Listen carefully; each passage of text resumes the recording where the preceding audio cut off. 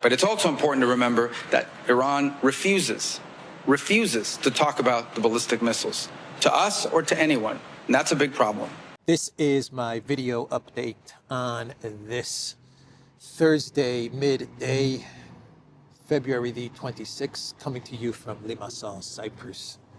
Let's talk about some news. And let's start things off with an Axios report, which says that U.S. President Trump, he had a phone call with Le Gobelin Vert yesterday for about 30 minutes. Kushner and Witkoff were also part of this phone call. And in this phone call, Zelensky, he told Trump that the war will end by the end of 2026. And Trump then told Zelensky that he wants the war to end in 1 month. And then Zelensky, he asked Trump for a trilateral meeting. He wants the President of the United States to organize a meeting between himself, Putin, and Trump. Zelensky, Trump, and Putin. That is what Le Gobelin Vert asked of Trump.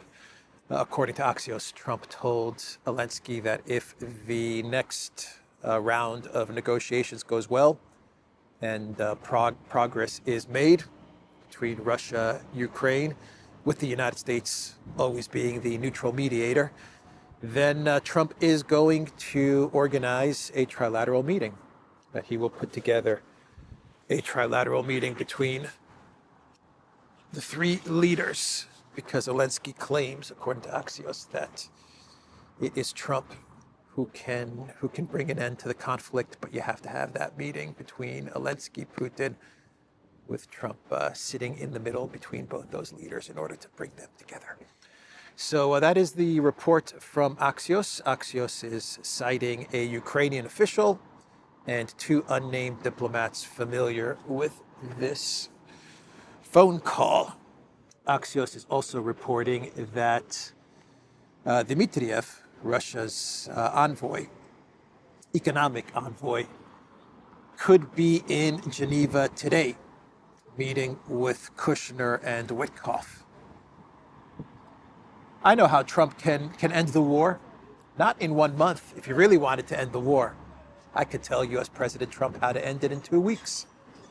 You can tell Trump how to end the war in 2 weeks. If Trump really wanted to end the war, all of us knows how he could end that war, not in 1 month, but in 2 weeks, if he wanted to really end the war. Anyway, Dmitriev possibly in Geneva to meet with Witkoff and Kushner. Now, Witkoff and Kushner are in Geneva because today we have the big day of Iranian-U.S. talks. We could be seeing a breakthrough or a breakdown. A breakdown that could lead to a massive U.S. war with Iran, a catastrophic U.S. war with Iran. Or we could be seeing some sort of a breakthrough deal. There are reports which claim that what Iran is offering the United States is a dilution of uranium enrichment in exchange for sanctions relief.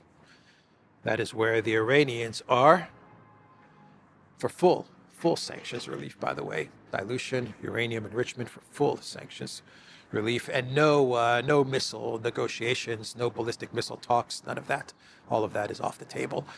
What the United States is ready to offer Iran, at least for the moment, today in Geneva, is zero, or what they're going to demand of Iran, actually. They're not offering anything. Zero offers from the United States. What they're demanding of Iran is zero uranium enrichment forever. Forever, ever, ever. Zero uranium enrichment. And and the discussion on ballistic missiles. That's the demand from the United States. So it looks like both sides are still far apart in all of this, very far apart. But we'll see what the day brings. Hopefully we get a deal. Hopefully we avoid war, avoid a conflict. But if you go by these reports, it looks like the United States and Iran are nowhere closer to a deal than where they were during the last talks. So the United States is trying to run the 2003 George Bush WMD script in order to sell this war to the American public. You had J.D. Vance yesterday speaking to the media and saying that the United States has seen evidence that Iran is trying to rebuild nuclear weapons. You have a lot of Trump White House officials saying that Iran is trying to rebuild their nuclear weapons, their uranium enrichment. This is the WMD Iraq script. We have to attack them. We have to go to war with them because they are building weapons of mass destruction, or we've seen evidence that they are building weapons of mass destruction. I don't think they've shown us any evidence. At least Colin Powell, at least with Iraq WMD, Colin Powell tried to show us evidence. He made a fool of himself in front of the United Nations, but at least he held up that vial of, what was it, anthrax or whatever it was, or some chemicals or something, to try and make the case that Iraq is building or has weapons of mass destruction that warrants the United States going to war with Iraq. At least Bush made the effort to sell the lie. The Trump administration is not even going there.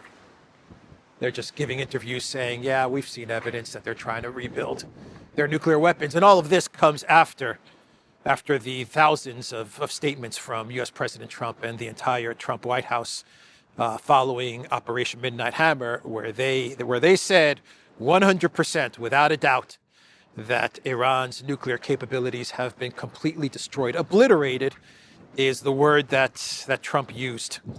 Absolutely obliterated. It was the greatest military operation in the history of mankind. The United States Operation Midnight Hammer completely obliterated Iran's nuclear weapons, uranium enrichment capabilities. There is zero Iran uranium facilities, enrichment capabilities left. It's all been completely destroyed and obliterated in what was the greatest military operation ever seen in the history of the world. That is what Trump was saying. That is what his White House was saying. And now they're trying to sell everyone on Iran is rebuilding their nuclear weapons, and we've seen the evidence. So forget about obliterated Midnight Hammer and all of that nonsense. We've got the evidence. We've seen it.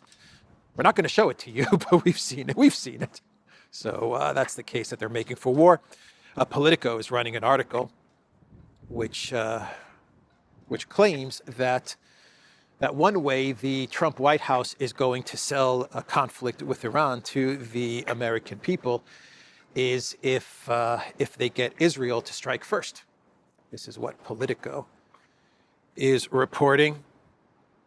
According to Politico, the White House believes that if they can get Israel to strike Iran first, then Iran will retaliate, and then the United States can jump into the war, and this is the way that they'll be able to sell a very unpopular war to the American people. Politico's article has the title, White House Officials Believe the Politics Are a Lot Better If Israel Strikes Iran First. They believe that a possible attack by Israel would provoke a response, which would give Washington an excuse to engage in conflict. That is Politico's reporting. So we wait for this afternoon for the talks to conclude today in Geneva, and we'll get a better indication, maybe we'll get a better indication as to where we are heading. Keep in mind that the last time Witkoff met with Arachi, which was, I believe, on a Thursday, either on a Thursday or Friday, and they held a 7th round of talks, technical talks. We ended up having, which they described as positive, we ended up having a 12-day war and Operation Midnight Hammer the last time that we were in this situation, Iran and the United States engaging in talks, which were going somewhere. The Trump White House decided to go with a military attack. So we'll see what happens today. Hungary is getting fed up with Zelensky and Ukraine. Orban is getting fed up with Zelensky and Ukraine. The Hungarian intelligence agencies, they claim that Ukraine was or is preparing some sort of a sabotage operation against Hungary's energy facilities. So what Orban has ordered is for the military to deploy to the border with Ukraine and to protect those energy facilities, the military to protect those energy facilities from some sort of a Ukrainian sabotage operation. So we see escalation between Hungary and Ukraine, and Orban, he even wrote an open letter to, it's really, really windy, one sec. He wrote an open letter to the Green Goblin, and he posted this open letter on X. And in his open letter to Le Gobelin Vert, Orban is basically telling him to knock it off. He is telling Zelensky to knock it off, stop meddling in our elections. Orban says that Ukraine, along with Brussels, along with the opposition party, are trying to meddle in Hungary's upcoming April elections in order to defeat Orban and to get an opposition party elected that will be more favorable to Ukraine, to the war in Ukraine, and to the globalists in Europe. He also told Zelensky to stop trying to drag Hungary into a conflict. Stop trying to bring Hungary into your war with Russia. He said, this is not our war, this is your war with Russia, but you keep on trying to drag us into this war. So stop it. And he finally told Zelensky in this open letter to just turn on the Druzhba pipeline. Let's get the oil flowing from the Druzhba to Hungary. That was Orban's message to Le Gobelin Vert, the final paragraph of this open letter, which once again you can find on X. From Orban's account, he says, I urge you to immediately reopen the Friendship oil pipeline and refrain from any further attacks on Hungary's energy security. More respect for Hungary. The escalation between Orban and Le Gobelin Vert, with the EU taking the side of the non-EU member state. The EU is not protecting or taking the side of the EU member states and the NATO member states. What the EU is doing is taking the side of the non-EU member state.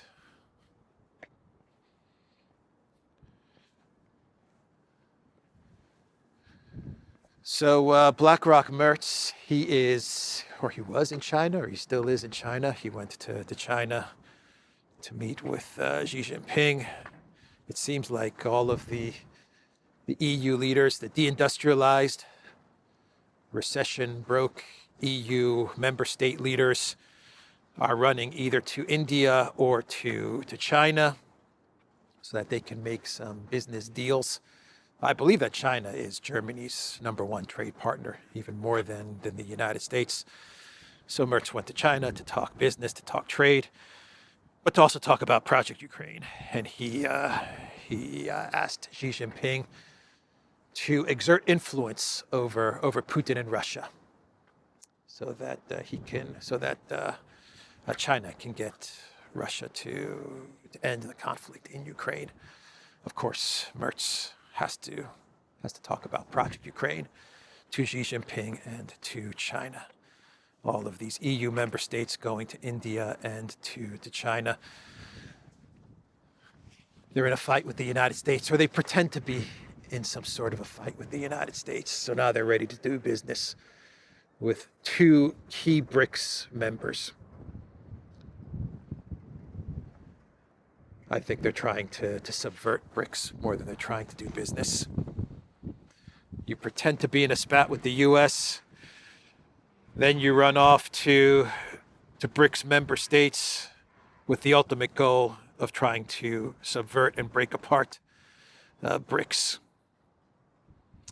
Anyway, that's Merz in China. And the big story, I almost forgot this one. This is probably the big story of the day, which is coming out of Cuba. There was some sort of a gunfight, an incident that took place in Cuba. So there was this boat that was approaching Cuba. It was in Cuba's territorial waters, and the Coast Guard of Cuba, the military, the authorities in Cuba, they stopped the boat and they asked for identification. And then the 6 members on this, the 6 crew members of this boat, they opened fire on the Cuban authorities, and they actually hit the captain of the Cuban Coast Guard. They injured the captain, and then the Cuban authorities, they fired back at the crew members of this vehicle. They killed four of them and injured 2, and they have identified the 6 members of this boat as U.S. It was a U.S. registered boat, and Cuba has identified them as terrorist infiltrators from the United States. That is how they are categorizing this. Quite an interesting, dangerous development, huh? Terrorist infiltrators from the U.S., yeah. That is how Cuba is identifying this boat, loaded with tactical gear, assault rifles, and improvised explosives, according to authorities on the island. Interesting. Dangerous. Interesting. So Marco Rubio, the man that is running the Cuba operation, the regime change operation, the point man, Secretary of State Marco Rubio, was asked to comment on this incident. He said, "Let's have our own information on this, and we will find out exactly what happened," Rubio told reporters, refusing to speculate until reviewing independent data. That's a weak sauce denial. Anyway, that's what Rubio said about this incident, or this failed operation, or whatever this was. We still have the blockade on Cuba. Keep that in mind. There still is this blockade on Cuba. And Russia is, I read a report today which said that Russia is exploring ways to get oil to Cuba. So we have that going on in the background of all of this. So there's a publication in Norway which claims that Jagland, remember that guy? He was the guy in the Epstein files, former prime minister of Norway, and very high up in the Norwegian political elite class. Very, very high up. Former prime minister. I believe he was also a former foreign minister. He was also an EU official, very high up in the European globalist class as well. Anyway, there is this Norwegian publication The publication is Mediator. I know I'm pronouncing that wrong. Anyway, they say that Jaglin tried to self-delete on February 17th because of his appearance, his involvement with Epstein and his appearance in the Epstein files. He tried to self-delete. That's what they claim. The attempt was made in February, after which the Norwegian Editors Association and individual media outlets immediately reached an agreement with Jaglin's lawyer that the incident would not be reported. Obviously, I cannot verify any of this. I am just reporting what this publication in Norway claims. I'm not saying this is true or not true, but anyway. That's what they're going with. So, should we... Do I have any more news? Or should we get to a clown world?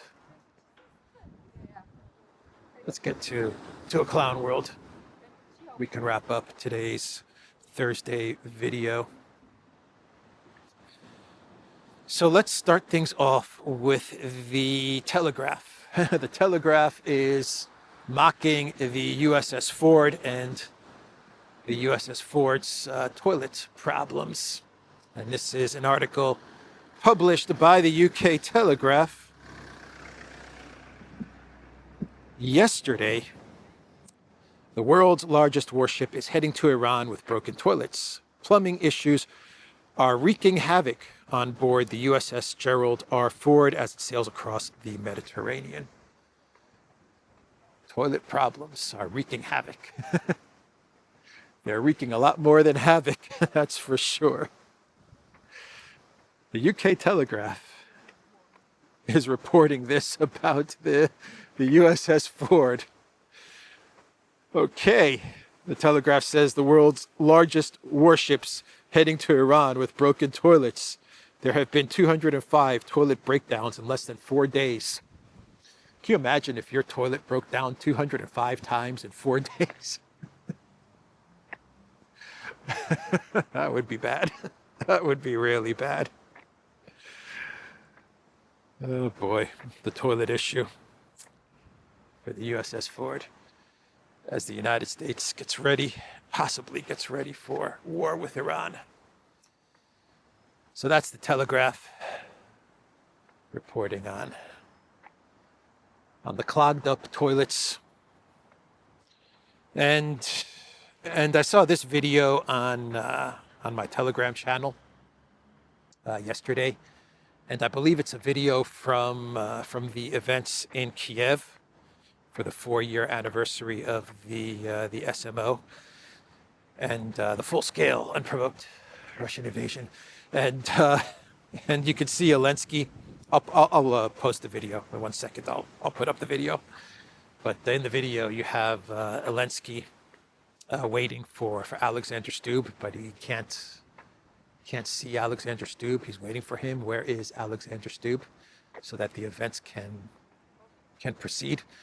And then Alexander Stubb was hiding behind one of the columns in Zelensky's palace, I guess, and he appears from hiding, and Zelensky is excited, he's happy, he's surprised to see Alexander Stubb hiding behind one of the columns, and then he gives him a big old hug. Come here, Stubbity Stubb, let me hug you, get you a whiff of that Zelensky number 5. But yeah, I'll publish a video right now so you can check it out.